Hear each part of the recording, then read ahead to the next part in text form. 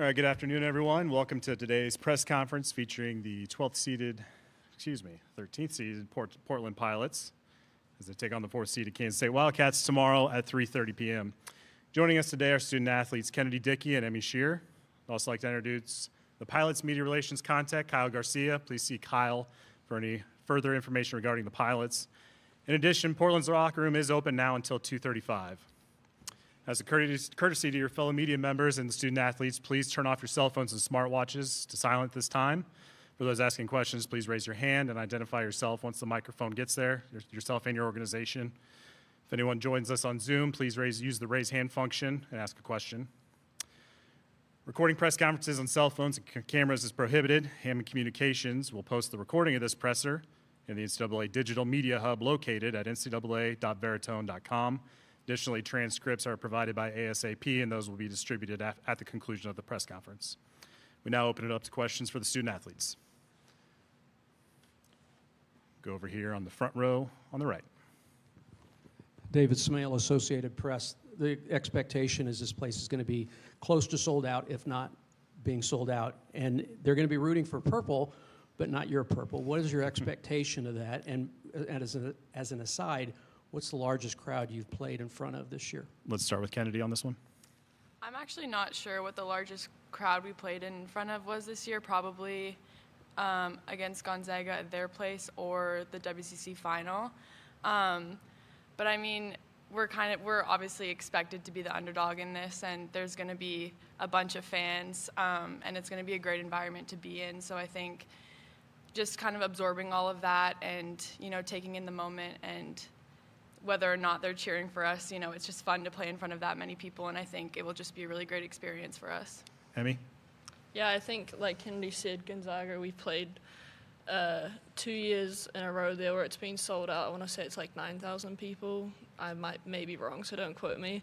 But, even like she said, the WCC tournament, I think in the final, Gonzaga had all of their men's fans there as well. And, we have a good little section that does their job and they bring a lot of energy. But I think, like Kennedy said, when you're on the court, you're just worried about what's on the court. I honestly can't hear half the time. Half the time I can't even hear my coaches sometimes. So it's just a fun environment to play in. Obviously, you'd rather they be cheering for you. But I think everyone in purple is going to be a big plus. So, yeah. And on the court, you guys have similar styles, big guards and a 6'6" post player. Just talk about being prepared for that. Start with Emmy on this one. Yeah, I think, we've obviously watched a lot of film on them this week. Great team.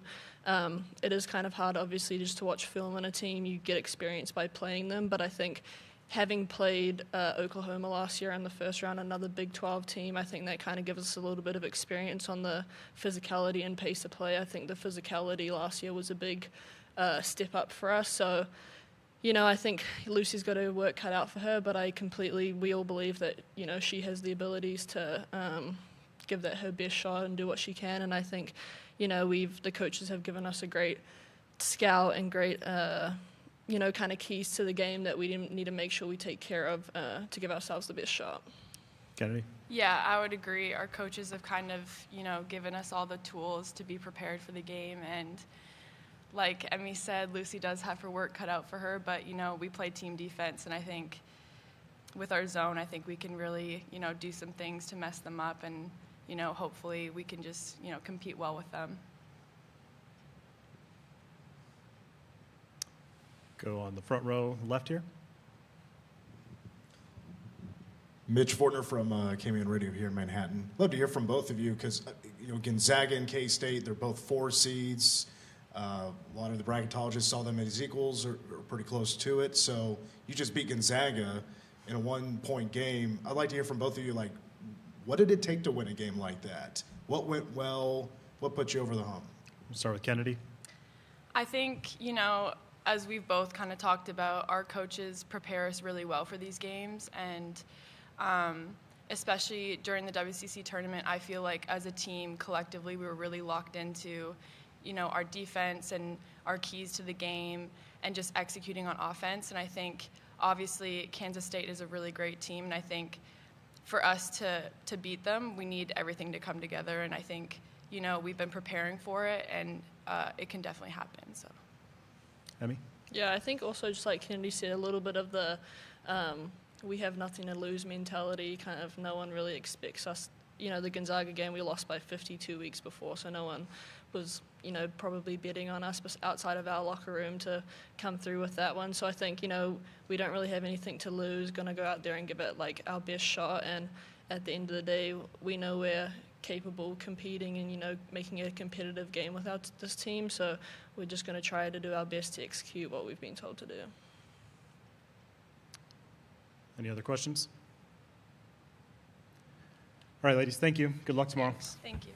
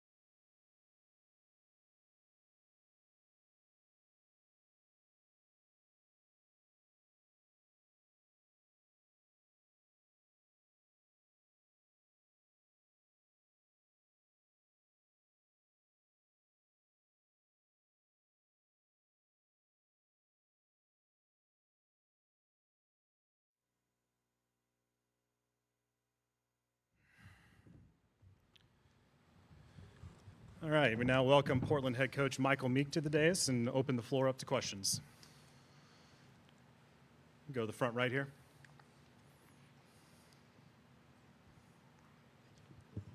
David Smale, Associated Press. You guys have similar style of play as Kansas State, big post player, tall guards. How does that help you prepare for Kansas State, and what is your game plan? You know, I definitely do think there's some similarities in personnel, but we definitely play kind of a different style of play, and so I think that you know, it's not easy to replicate somebody like Lee and how strong she is and how powerful she is and how many long athletes they have. They're great at attacking the rim, and you know, like any other opponent, we do our best to replicate that as much as we can. But we also know that they've worked all season long to be the type of team they are, and so we've done our best. But you know, we've really tried to stay centered on ourselves and be the best version of ourselves, and that's really what we've been spending most of the week on, with some adjustments here and there based on what we've seen from them. Go to the front left here. Mitch Fortner from KMAN Radio.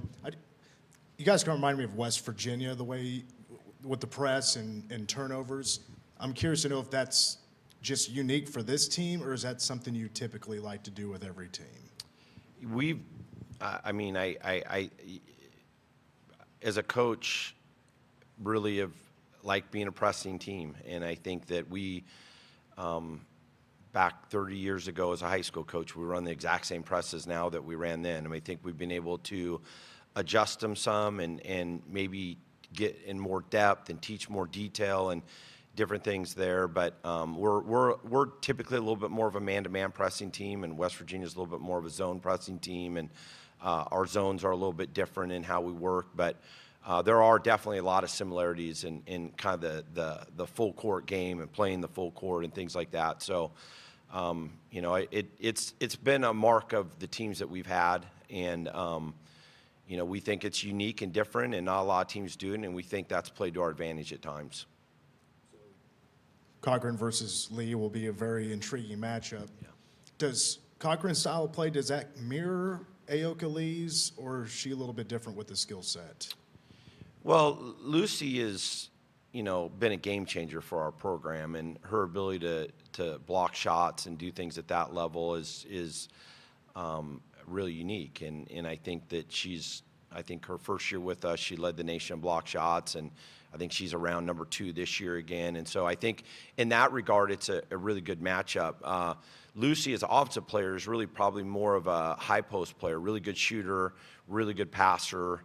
We will post her up on occasion, where Lee really spends, you know, majority of her time down more around the block, and is so physical and so strong and such a great rebounder that there are some similarities, but you know, I also think there's some pretty big differences in their games, and you know, I think it should be a really good matchup. I mean, they're two really great elite centers, and you know, I think Lee is, you know, has a chance to play on for a long time, as I think Lucy does as well.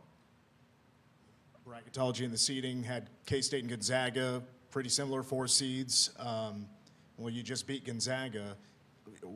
What was really necessary in that game against Gonzaga to turn around a 50-point loss into a 1-point win in just a matter of weeks that would be necessary in a game like this against K-State? You know, I feel like it's been an awesome team to coach, and I think one thing I'm so proud of is, you know, not only who they are as people and teammates and what they're doing in the classroom. I mean, I think it's just been but I really think as far as our team goes, we never walked away from a lot of games feeling like we were playing to our potential. And I don't know what it is, but I feel like after that Gonzaga game, things have clicked, and we probably have played our best 4 games of the year. And sharing the ball at a high level, playing with more focus, playing with more energy, and you know, we didn't go into the last Gonzaga game going, hey, we're going to win this game if we just play different. But we did know coming out of the last game that we were capable of being way more competitive than we were in that game. And so, you know, we try to not focus on the outcomes and the standards of success that we have, and we're just, again, our goal tomorrow is just to try to be the best version of ourselves, and when we do that, we're a really good team. Any other questions for Coach? Nope. Go back here. I'd like to get your thoughts on K-State's number 4. She's been probably one of the most underrated point guards in the country. Yep. What stands out about Serena Sundell? Yeah, well, I think, they obviously have tremendous wing play as well, but when you have an elite center and elite point guard, that's a really good combination, especially for success. And, she is so long, she is so athletic, she's so fast, she's a great finisher around the rim. She's a solid shooter from the perimeter, so you have to honor that. And I don't think there's any doubt that when you watch her play, like, that is just a really, really good, versatile player that doesn't just do one thing. She's a great defender as well. So just a really complete point guard, and I think her size at 6'1" is a little bit more unique. And I don't think we've seen a point guard anywhere near that long all season long. So that's going to be different for us, and I think that not only is she long, she's probably one of the fastest point guards we've played against too. So it's a really good combination for them as far as a tough matchup for anybody that they play.